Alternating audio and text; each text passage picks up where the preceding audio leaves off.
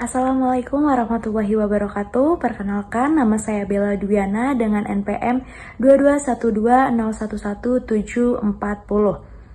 Yang terhormat kepada Ibu Rilda Muniarti SHMH selaku dosen pengampu mata kuliah Hukum Kepailitan. Di sini saya akan mempresentasikan tugas putusan dengan nomor 1864K garis miring PDT Sus strip pilot garis miring 2022 dengan judul Gugatan Lain-Lain Kurator terhadap Kreditor Separatis dalam Pengurusan Harta Pilot. Sebelum lanjut, saya akan membacakan latar belakang terlebih dahulu.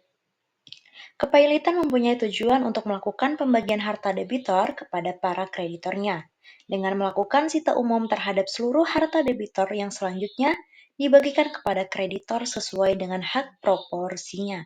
Untuk kepentingan di atas, pada pasal 69 ayat 1 Undang-Undang Nomor 37 Tahun 2004 sudah menentukan pihak yang akan mengurusi persoalan antara kreditor dan debitor pilot dengan mengangkat seorang kurator dan memiliki kewajiban yang nantinya akan melakukan pengurusan dan pemberesan harta pilot debitor serta menyelesaikan hubungan hukum antara debitor pilot dan para kreditornya.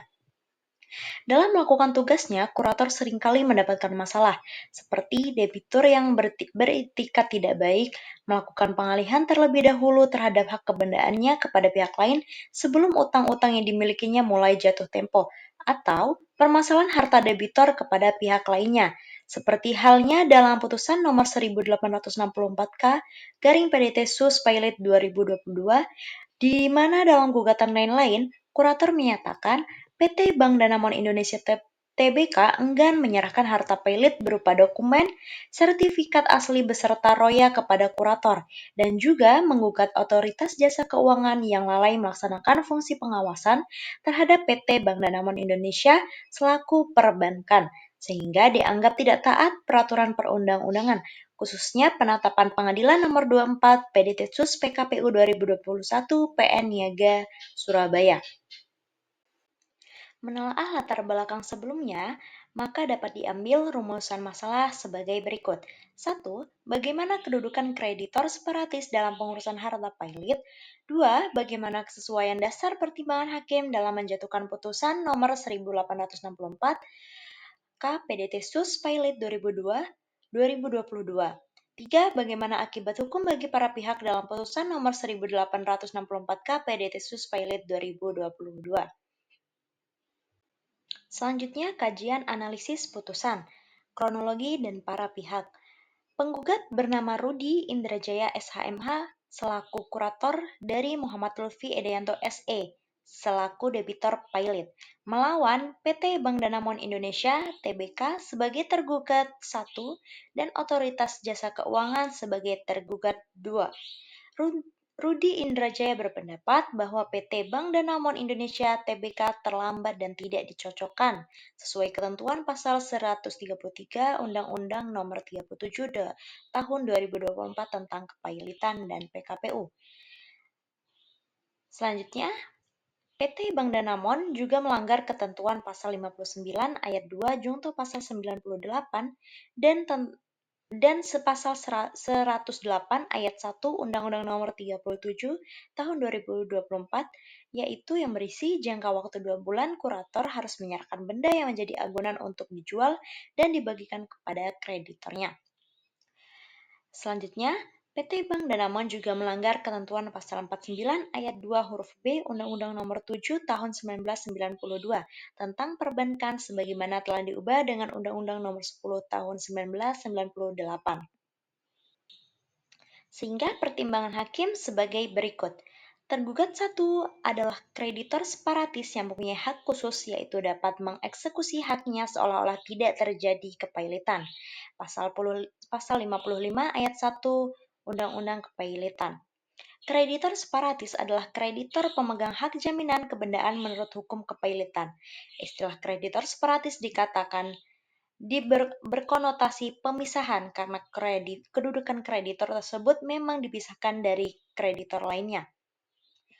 Penggugat atau pemohon kasasi telah terlambat memberitahukan Batas akhir pengajuan tagihan seharusnya diberitahukan paling lambat pada tanggal 3 Oktober 2021.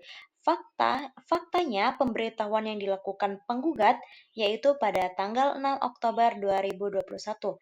Sebagai institusi perbankan nasional, dalam hal mengajukan tagihan memerlukan waktu untuk memverifikasi tagihan terlebih dahulu sebelum mengajukannya kepada penggugat, sebagaimana yang telah ditentukan dalam Pasal 86 Ayat 3 Undang-Undang Nomor 37 Tahun 2024. Maka, dalil penggugat yang menyatakan tergugat satu telah melakukan perbuatan melanggar hukum karena tidak menyerahkan harta pailit berupa dokumen sertifikat asli beserta roya kepada penggugat tidaklah terbukti. Maka hakim memutuskan permohonan kasasi dari pemohon kasasi ditolak dan pemohon kasasi ada di pihak yang kalah, maka dihukum untuk membayar biaya perkara dalam tingkat kasasi ini. Kesimpulan dan saran. Kesimpulan, kedudukan kreditor separatis yaitu kreditor yang memiliki hak jaminan kebendaan dan secara hukum tetap dapat mengeksekusi jaminannya meskipun debitur telah dinyatakan pailit. Mahkamah Agung dalam putusannya menegaskan bahwa kreditor separatis memiliki kedudukan hukum yang istimewa dan tidak sepenuhnya tunduk pada prinsip paritas kreditorium, serta dapat menjalankan hak eksekusinya selama tetap berada dalam koridor waktu dan prosedur yang ditentukan. Selain itu, dari putusan tersebut juga tampak bahwa kesalahan prosedural dari pihak kurator seperti keterlambatan dalam pemberitahuan pailit kepada kreditor dan dapat berdampak terhadap validitas klaim hukum yang diajukan kurator. Hal ini memperlihatkan bahwa profesionalisme, ketelitian, dan ketaatan terhadap prosedur hukum merupakan syarat mutlak dalam proses kepailitan.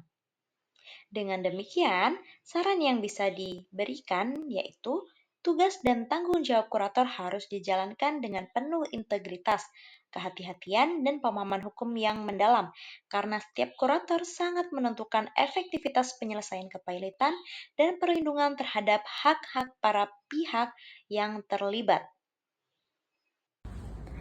Baik, mungkin itu saja yang bisa saya sampaikan. Kurang lebihnya mohon maaf dan terima kasih kepada yang sudah menonton.